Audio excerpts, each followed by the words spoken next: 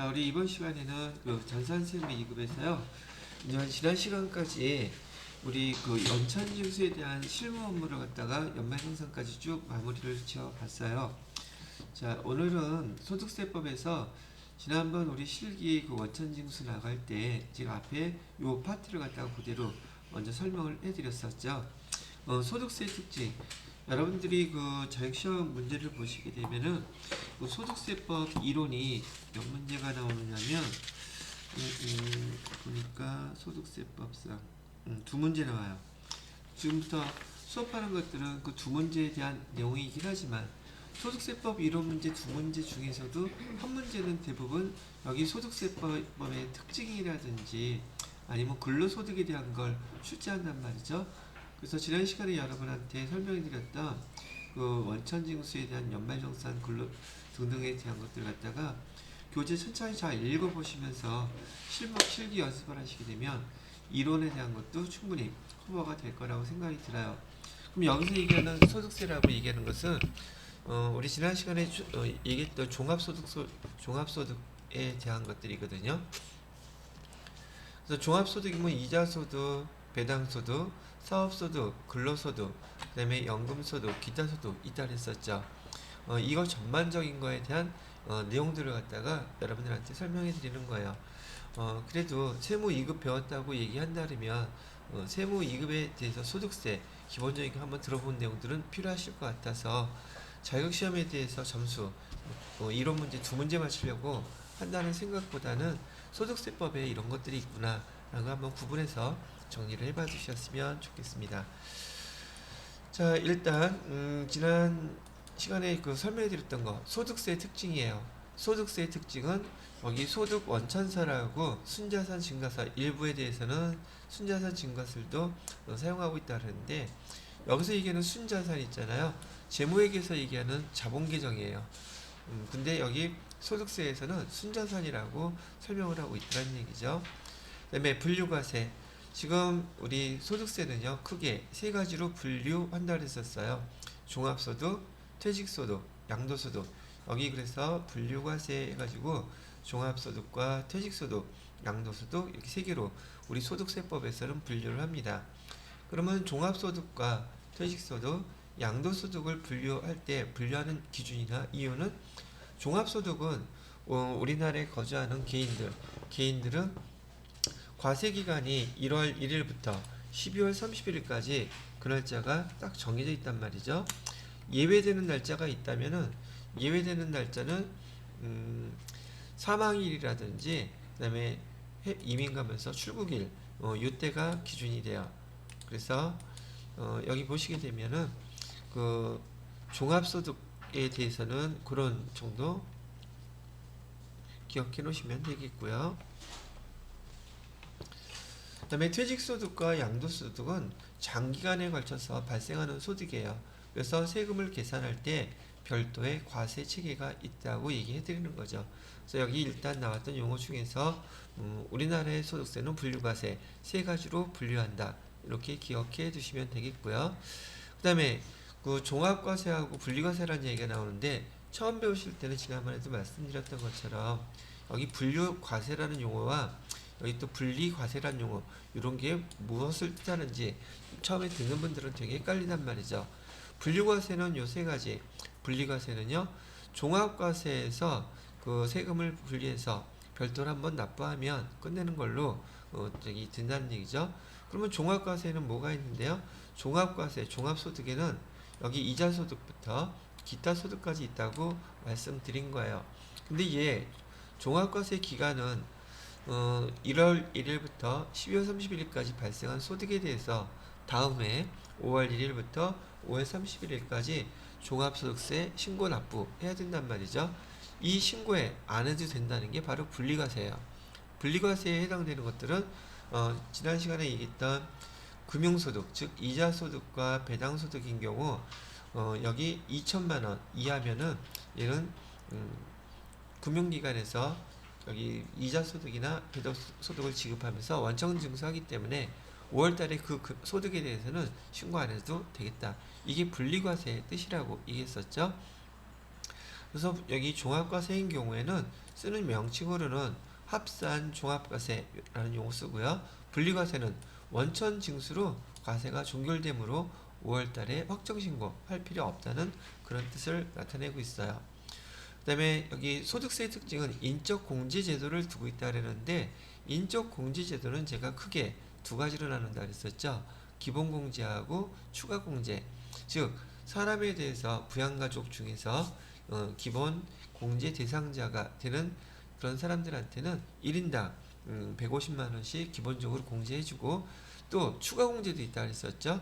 추가 공제에 대해서는 거기 경로 우대 공제라든지, 그다음에 장애인 공제, 그다음에 부여자 공제, 그다음에 한부모 공제 이렇게 해준다 그랬었죠. 이런 인적 공제 제도를 갖고 있는 게 우리나라 소득세 특징이라고 그랬었어요.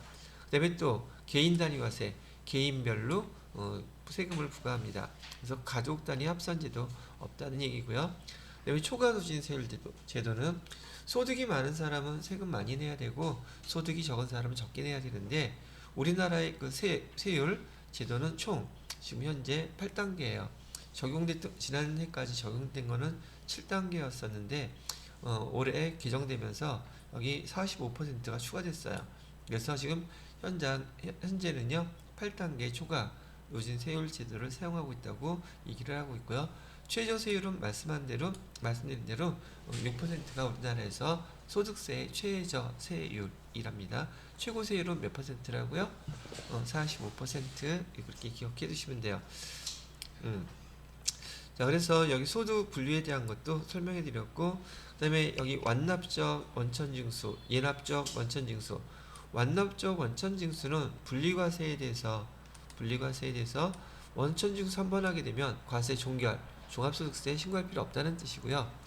예납적 원천징수는 우리 월급 받는 급여자들 입장에서는 매달 월급 받을 때 세금계산서 납부해놨다가 연말정산 과정을 통해서 실제로 납부해줄 세금하고 여지껏 납부해놨던 세금하고 비교해서 적으면 더 내야 되겠고 많으면 우리가 돌려받는 상황을 예납적 원천징수라고 부릅니다 라고 얘기했었어요. 자, 그 다음에 이 소득세 납세 의무자는요 거주자와 비거주자로 구분한다 그랬었죠. 거주자와 비거주자, 그 다음에 거주자는 주소지를 갖고 있는 사람이나 거소지를 갖고 있는 사람. 그래서 구분할 때 거주자는 주소지를 갖고 있거나 또는 거소지를 갖고 있는 사람을 갖다가 우리는 납세 의무자라고 부른다 그랬어요. 거소지는 1년 중에서 반은 183일 이상 거주하는 장소를 갖다가 거소지라고 부른다고도 말씀해 드렸었고요. 이렇게 됐으면 될 것 같아요. 그러면 지난번에 설명해 드렸던 내용들인지라 제가 그냥 정리해서 후딱 다시 한번 설명을 해 드렸고요. 자, 그 다음에 여러분 교재에 보시게 되면 229페이지에 소득세의 특징에 대해서 설명해 드린 것이고요. 그 다음에 소득세 분류와 과세 방법, 아마 지금 보시더라도 이제 눈에 금방 익혀 들어올 거라고 생각하고요. 230페이지 보시게 되면 원천징수에 대해서 완납적 원천징수, 예납적 원천징수 그렇게 구분되고 있죠. 그래서 그걸로 설명해 드린 걸로 하시면 되겠고, 3번에 납세의무자에는 거주자와 그 다음에 231페이지에 비거주자라고 되어 있는데 이것도 한번 설명 쭉 읽어보시게 되면 내용은 충분히 이해하실 것 같아요. 그 다음에 3번에 보시게 되면 법인 아닌 단체라고 되어 있는데요. 이거는 개인 법인이 아니라 개인 사업자를 얘기하는 거랍니다. 왜요? 법인은 법인세법에서 별도로 다루기로 했잖아요.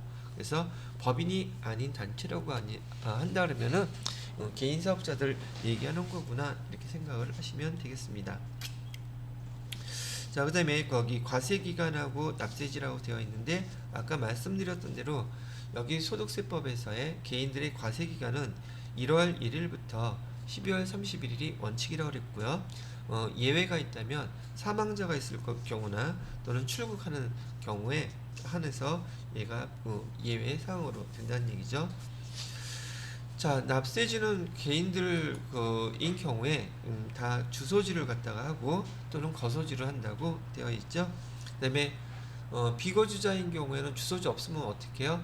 그 소득을 갖다가 지급한 곳 있죠.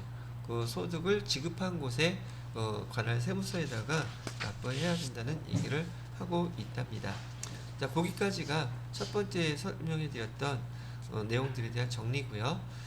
그 다음에 232페이지 보시게 되면 소득세 계산 구조라고 되어 있는데 얘도 지금 종합소득세 즉 6가지 소득에 대해서요. 제가 이거 나중에 암기하실 때 요 순서대로 암기하는 게 좋습니다 라고 얘기했었어요.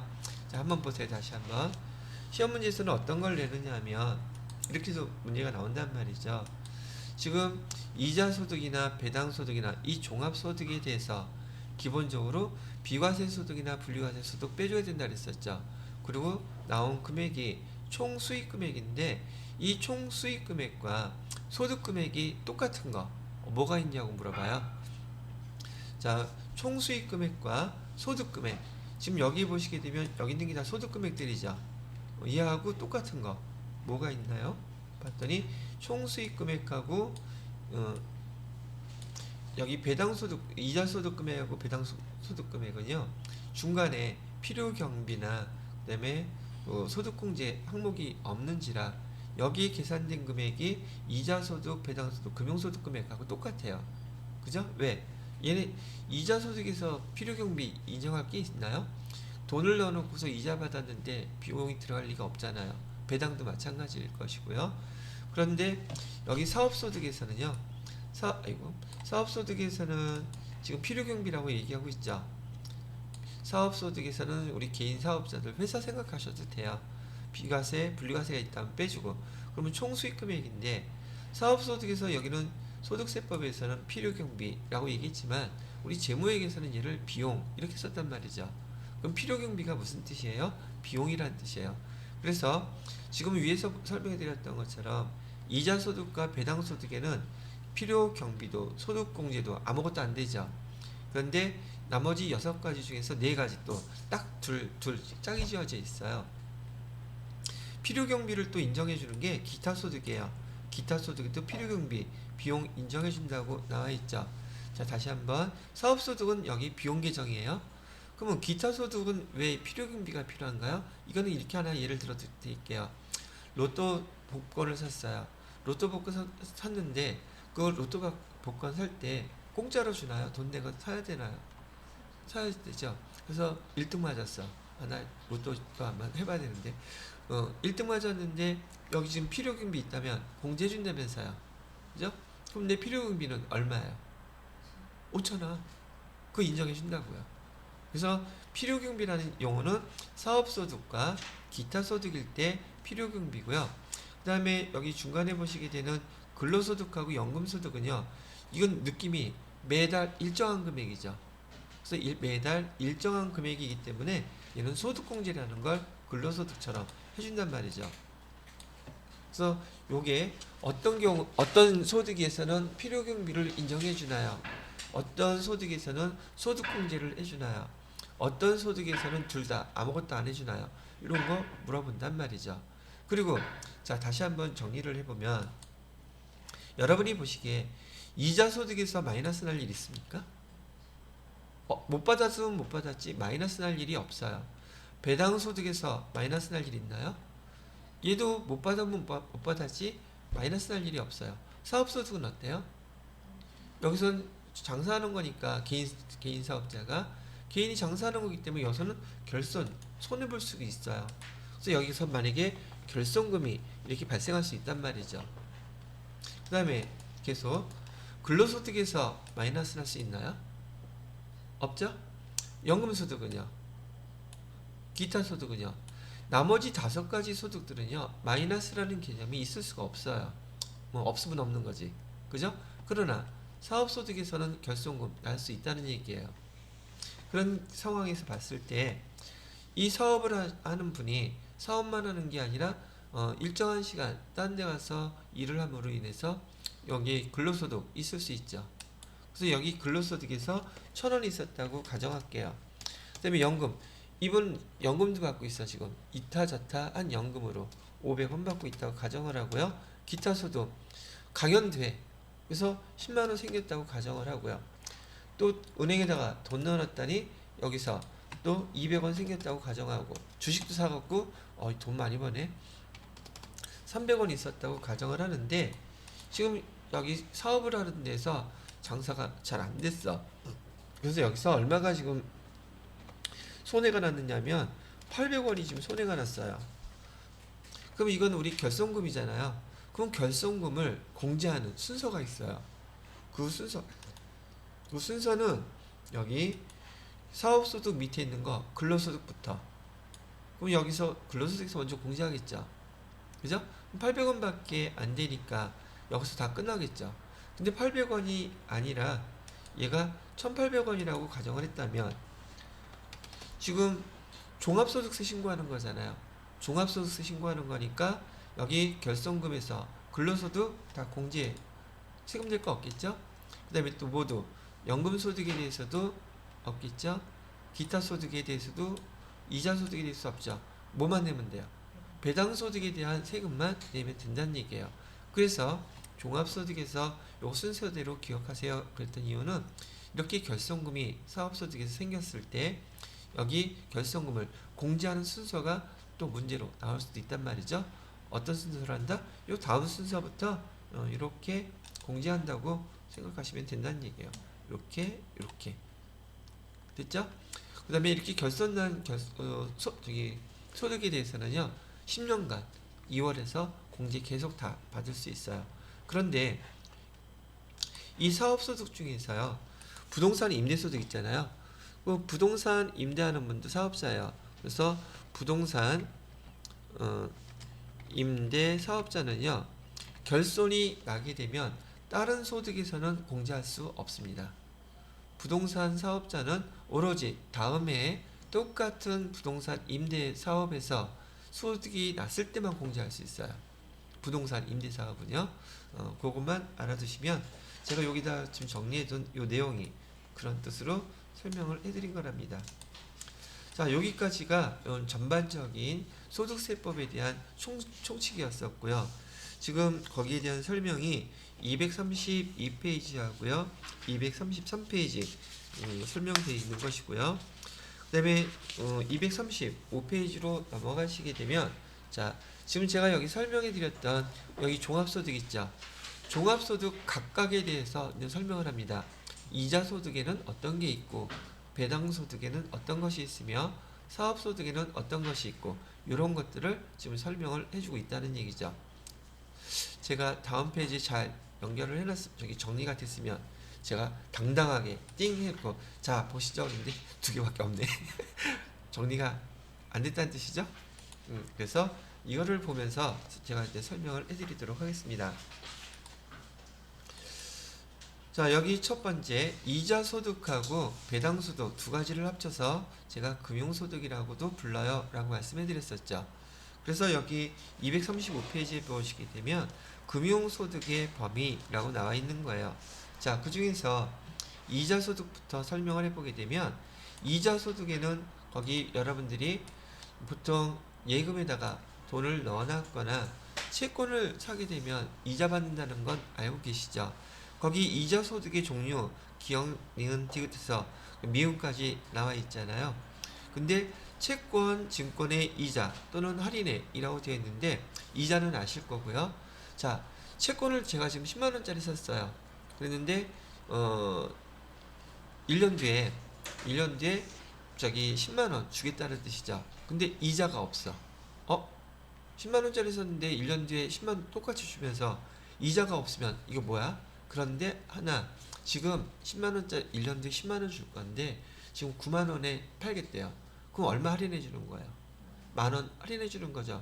그럼 나는 현재 9만원만 주고서 1년 뒤에 10만원 받을 거 그걸 샀다면 그게 이자하고 똑같은 거잖아요. 그래서 그걸 뭐라고 부른다? 할인액이라고 불러요. 그럼 이건 이제 들었으니 거기 기억의 채권, 증권의 이자와 할인액이라든지, 그 다음에 예금의 이자, 그 다음에 저축성 보험의 보험 차익, 저축성 보험도 마찬가지로 말 그대로 저축성이라고 그랬잖아요. 보험료 제하고 남는 금액들 나중에 다 돌려주는데 그것도 하나의 다 이자라고 보시면 된다는 얘기죠. 그럼 이런 것들은 별반 구분하는데 어렵지가 않아요. 이자 소득이구나라고 한 번만 보면 알 수 있는데, 근데 그 밑에 나와 있는 두 가지, 요거는 만약에 여러분들한테 문제로 나오게 되면 얘가 이자 소득이야, 배당 소득이야, 사업 소득이야, 근로 소득이야 구분을 못해. 배우지 않았으니까. 첫 번째가 뭐냐면 직장 공제 초과 반환금이에요. 직장 공제 외 초과 반환금. 얘가 무슨 내용인지 아셔야 될 거고요. 두 번째로는 비영업대금의 이익이라고 되어 있어요. 비영업대금의 이익. 자, 직장공제 초과 반환금은 이런 거예요. 회사에 들어가시게 되면 규모가 좀 있는 회사들은 매달 자기 월급에서 거기 돈을 갖다 띄어요. 그래서 뭐 상조회비라는 말로도 뛸 수 있고, 서로들 돕고자 하는 그런 일이 있을 때 돕고자 하는 마음으로 직원들끼리만 돈을 모아서 그 돈을 저축해 놓을 수 있겠죠. 그리고 경조사 났을 때 거기서 쓰는 거예요. 근데 얘가 규모가 커지게 되면 직장 그 공제외 직장인들끼리 모여서 돈을 모았는데 사업을 할 수도 있단 말이죠. 그 돈으로. 그리고 거기서 나온 돈으로 직원들한테 또 혜택을 줄 수 있겠죠. 제가 어떤 일을 갖다 들었냐면, 지금 이 직장 공제회에서 사내에 양판점 같은 전자제품 같은 거 있잖아요. 그거를 갖다가 하는 사업을 갖다가 물건을 갖다가 직원들한테 싸게 파는 거예요. 그래도 뭐는 남기겠어요? 이익은 남기겠죠.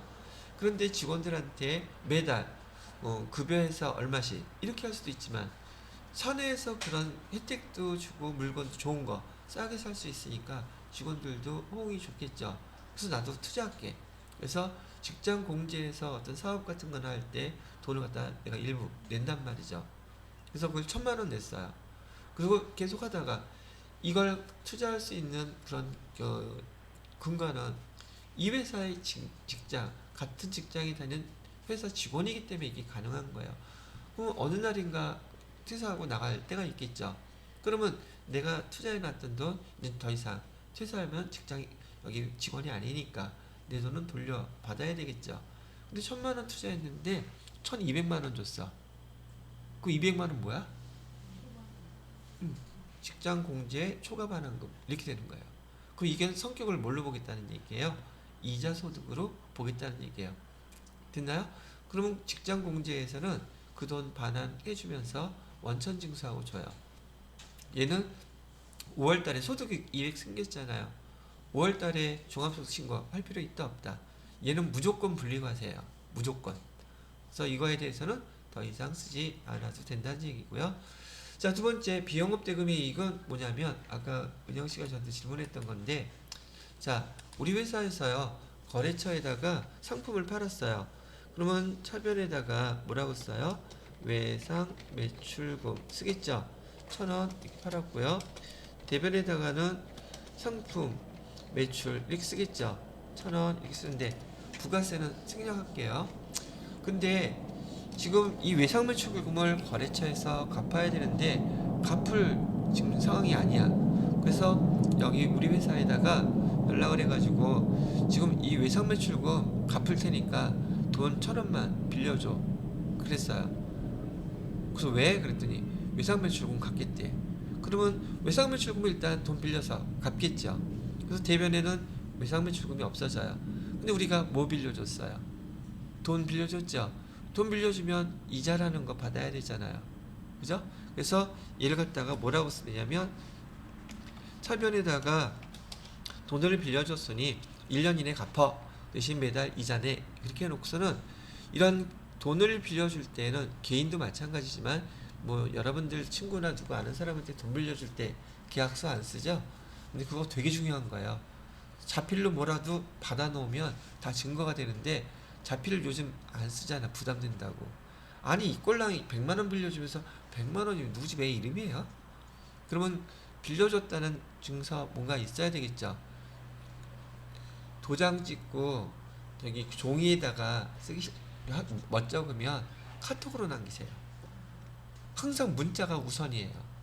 그래서 증거를 꼭 남겨야 된답니다.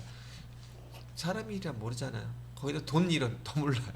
그러니까 그런 건 꼭 이건 상식이라고 생각하시면 되겠어요. 아, 제가 생각하는 상식. 그래서 여기를 단기 대여금이라고 쓰고요. 1,000원 이렇게 하고 대변에 실제로 돈을 주거나 그러지는 않겠죠. 계약서 회계 처리하고 여기 계약서만 쓸 거예요 아마. 그다음에 여기 외상 매출금 1,000원 그럼 갚은 게 됐죠. 이렇게 차변에다가 단기 대여금 이렇게 마련하려면 계약서가 있어야 되는데 금전에 대한 빌려주고 할 때 얘를 뭐라고 하냐면 금전 소비 대차 계약이라고 불러요. 금전 소비 대차 계약. 그래서 단기 대여금을 그래서 요 조건에 의해서 빌려줬다는 거. 얘를 뭐라고 부른다? 비영업대금의 이익이라고 그래요. 지금 여기 외상매출금이 단기대여금으로 바뀌었죠. 그러면 단기대여금에서 이자 나오면 그건 영업과 관련이 있는 거예요? 없는 거예요? 그건 영업과 관련이 없죠. 돈 빌려준 거에 대한 이자를 받는 거니까. 그런데 외상매출금에 대해서는 이자 받을 수 없잖아요. 그래서 비영업대금의 이익이라는 용어도 이자소득으로 본다. 이런 것들만 제가 정리해서 설명드리면서 넘어가려고 한다는 얘기입니다. 자, 그 다음에 배당소득을 보시게 되면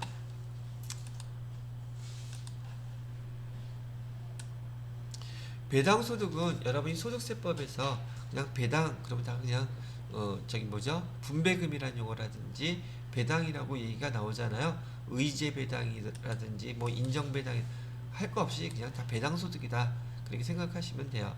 그 다음에 여기서는 배당 그 다음에 분배금 다 뭐의 소득 어떤 소득이라고 보면 된다. 거기 의제 배당이라든지요. 그 다음에 인정 배당 이런 것들은 법인세법에서 많이 사용하는 용어들이거든요. 그래서 배당은 그 정도만 이해를 하고 넘어가시고요. 그 다음에 우리 펀드 많이 들었죠. 펀드는 우리말이 아니라 얘는 외국어예요. 펀드는 자금을 모으다는 뜻이고요. 그래서 거기 우리말로 해석을 하게 되면 거의 집합 뭐라고 되어 있어요? 집합 투자기구라고 되어 있죠. 집합 투자기구의 이익을 뭘로 본다? 이자가 아니라 배당금으로 보는 거예요. 펀드의 이익은 펀드 배당소득으로 본다. 그런 정도만 구분해 놓으시면 되겠습니다. 자, 그 다음에 2번에 보시게 되면 금융소득의 수입 시기. 그러면 언제 소득이 발생한 걸로 보겠느냐 이런 얘기를 한다는 얘기죠. 채권이나 증권의 이자 할인이 그런데 일단 요거 설명하기 전에 금융소득에 대한 수입시기 금융소득에 대한 수입시기 얘는 원칙적으로 지급받았을 때예요. 지급받았을 때 그게 이제 내가 이자 수입이 생겼다 이렇게 얘기를 한다는 얘기죠. 그래서 수입시기는 기본적으로 지급받았을 때가 원칙이긴 한데요. 원칙이긴 한데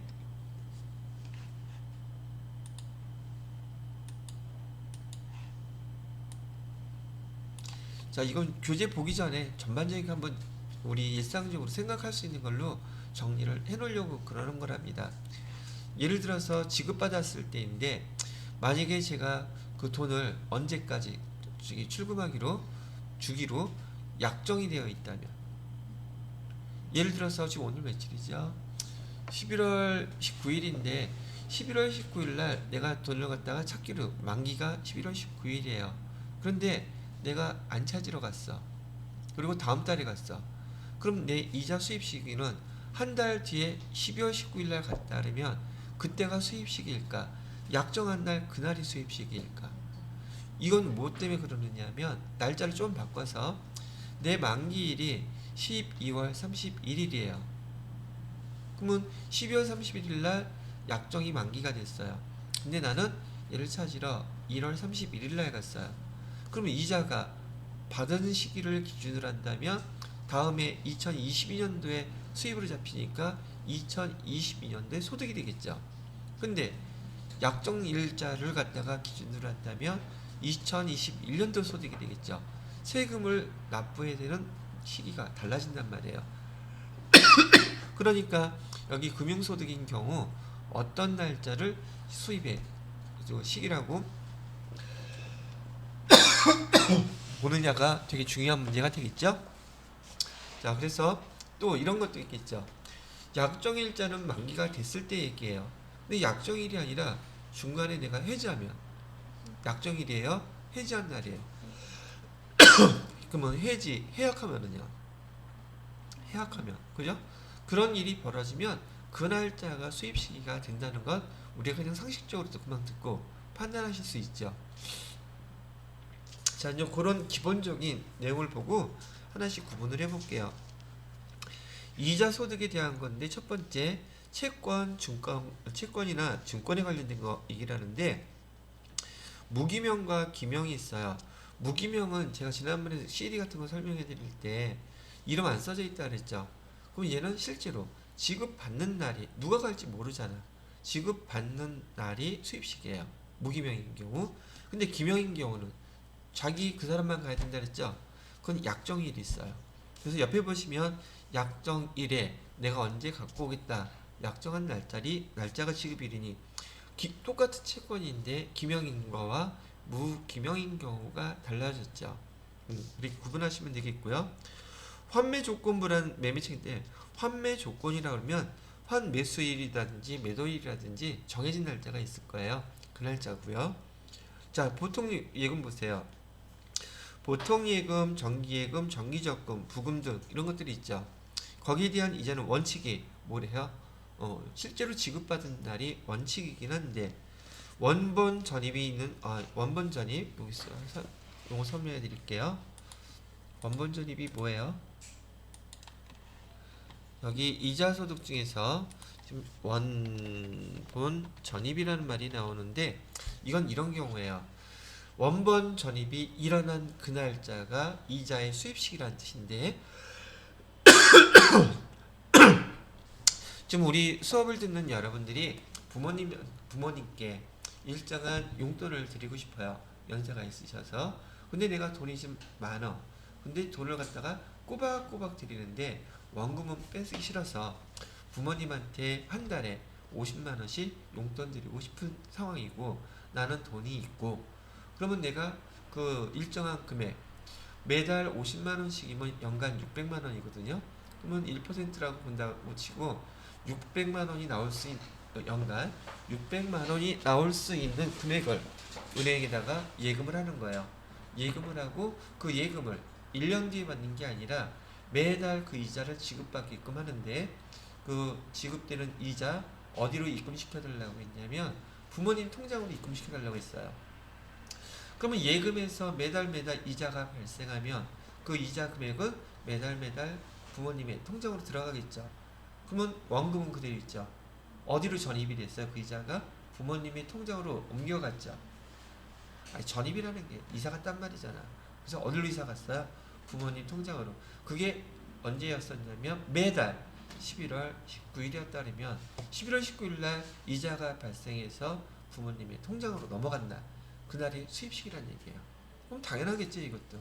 이자가 그때 발생해서 다른 통장으로 넘어갔으니까. 되셨나요? 그래서 원본 전입은 그런 뜻이란 얘기고요. 그 다음에 해약으로 인했으면 해약한 날이 당연히 되겠죠. 그 다음에 236페이지에 보시게 되면 또 여기 계약을 연장하는 경우 그럼 연장한 날 통지예금의 경우 통지예금도 설명해 드리겠네. 내가 수업을 갖다가 여러 군데서 많이 하다 보니까 나는 수도 없이 설명한 것 같은데 여러분들 입장에서는 못 들어본 말일 수도 있잖아. 제가 통지예금이라는 용어 설명해 드렸어요? 안 했어요? 자, 통지예금은 기업에서도 많이 사용하는 방법인데요. 자, 여기 보세요. 보통 예금인 경우에는 수시로 찾아가는 요구불 예금이니까 이자가 적다 그랬었죠. 그 다음에 정기예금, 정기적금은 일정한 기간이 있다 그랬었죠. 통지예금은 그게 없어요. 그냥 돈 넣어놓잖아요. 회사에서 언제 내가 찾으러 갈게요 라고 통지하지 않는 이상은 계속 그 돈을 쓸 수가 있어요. 그럼 통지는 해줘야 될 거 아니겠어요? 저기 내일 찾으러 갈게요. 그런 거 말고요. 실제로 이 통지예금은 회사로부터 그 돈을 언제 인출할 거라고 나를 알려줘요. 보편적으로는 2주 또는 한 달 전에 알려준단 말이죠. 그러면 은행이나 금융기관에서는 그거 빠져나갈 날짜를 미리 알게 되겠죠. 그러면 그때 준비해 놓으면 되잖아요. 그래서 보통 통지예금 같은 경우에는 기업에서 자금의 운용 여유가 좀 있을 때 단기간으로 자주 많이 사용을 한답니다. 근데 당장은 필요 없는데 지금 기간이 일정한 기간은 묶여놔도 될 것 같아요. 그러면은 여기 통지 보편적으로는 보름이나 한 달 전에 미리 알려줍니다. 그런 예금을 갖다 우리 뭐라고 부른다? 통지 예금이라고. 그럼 통지한 날이 통지한 날이 이자가 발생하겠어요? 그 인출하는 날 이자가 그때 주겠죠? 그다음에 저축성 보험의 차이, 직장공제외 초과반환금에 해당하는 별표 하나 해놓으시고요. 얘는 퇴사하는 날 반환하는 날짜가 있겠죠? 그날이에요. 그다음에 비영업대금의 이익은 계약서 써야 하는 날 있죠? 금전 소비 대차 계약 그날이 될 것이고요. 그다음에 그 이자 뭐 상속일이나 증여일이겠죠 이거는. 별다른 건 없을 것 같고요. 그다음에 배당 소득에서 여러분이 좀 익숙하게 봐야 될 게 잉여금 이익 배당 같은 거 이익 배당 누가 해요? 주주가 하죠. 그죠? 개인 회사에는 거기 개인 회사에도 같이 동업하는 사람끼리 언제 날짜를 정해놨겠죠. 그 처분 결의일 결산 확정일 요 용어만 좀 봐주면 돼요. 결의가 돼야지 돈을 배당을 줄 수 있잖아요. 기본적으로 그런 것들 해당된다는 걸로 보시면 되겠습니다. 자, 이렇게 해서 지금 여러분들한테 금융소득에 대한 항목을 갖다가 한번 쭉 설명을 해드렸어요. 자, 그 다음에 문제를 한번 읽어보시면 되실 것 같고요. 그 다음에 다음 페이지 보시게 되면 238페이지에 사업소득이라고 나와 있어요. 자, 사업소득이라고 그랬는데 사업소득이라는 게 거기 네모 박스 안에 우리 주변에서 아주 많이 볼 수 있는 그런 사업들이에요. 근데 여기는 지금 법인이 아니라 개인 사업자들이에요. 당연히 개인 사업자들도 이렇게 다 할 수 있겠죠. 그래서 사업소득에서는 굳이 뭐 이걸 따질 필요는 없을 것 같고요. 사업소득 중에서 비과세인 것이 뭐가 있는지를 본다는 얘기예요. 사업을 하는데도 비과세, 세금을 갖다가 과세하지 않겠대요. 어떤 종류일 때 우선 큰 틀에서 자 여기 한번 봐주세요. 여기 사업소득 중에서도 비과세 소득이 있는데요. 사업소득 중에 비과세 소득인 것은 일단 지난번에 우리 많이 봤던 1차 산업이라고 보시면 돼요. 1차 산업 중에서 어떤 것들이 있냐면은 농민이나 어민 같은 경우 성수기가 있고 그다음에 비수기가 있죠. 특히 농촌에서는요. 그러면 이런 데서는 보통 돈을 갖다가 뭐 농사를 못 짓거나 그다음에 어로 활동을 할 수 없는 그런 계절에는 보통 민박을 많이 운영하죠. 민박도 운영하고 그 지역에 특산물을 팔기도 하고 전통주를 만들어 팔기도 하고 그다음에 고공품이라고 해서 그 지역의 특산품 중에서 뭐 담양 같은 데는 대나무가 많으니까 대나무를 뭐 만들잖아요. 전주는 뭘 갖고 만들어요? 전주? 전주는 돈이니까 돈 갖고 뭐 만들어요? 썰렁하죠. 난 그 옛날에 상평통보 전주 그걸로 뭐 만드는 줄 알았어. 이렇게 그런 걸 만들어서 팔게 되는데 전통주가 됐던 고공품이 됐던 그다음에 민박을 하던 그게 큰 돈이 되는 건 아니죠.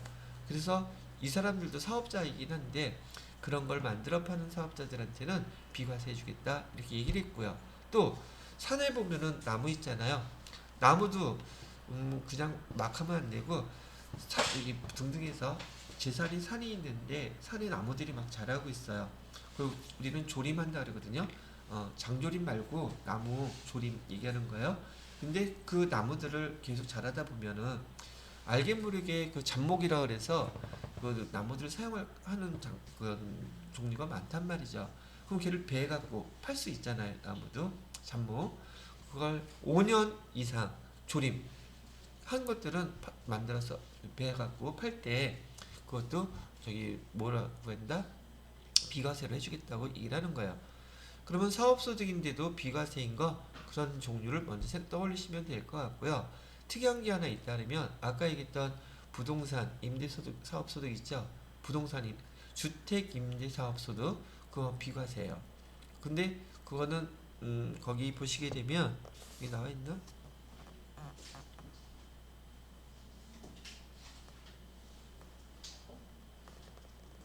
없네. 없으면 넘어가요. 한 박스에 13번 있어요? 부동산인데요. 부동산 임대업이요. 13 왜 내 눈에는 안 보여? 박스 안에 13번. 아, 그거 말고 부동산 임대업도 사업자이긴 한데요. 얘도 마찬가지로 그럼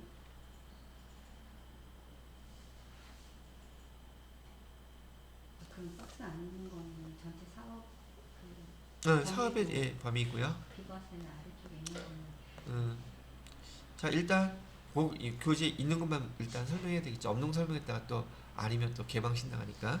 자, 그래서 비과세 사업 소득에 대해서 1번, 2번, 3번, 6번까지 나와 있죠.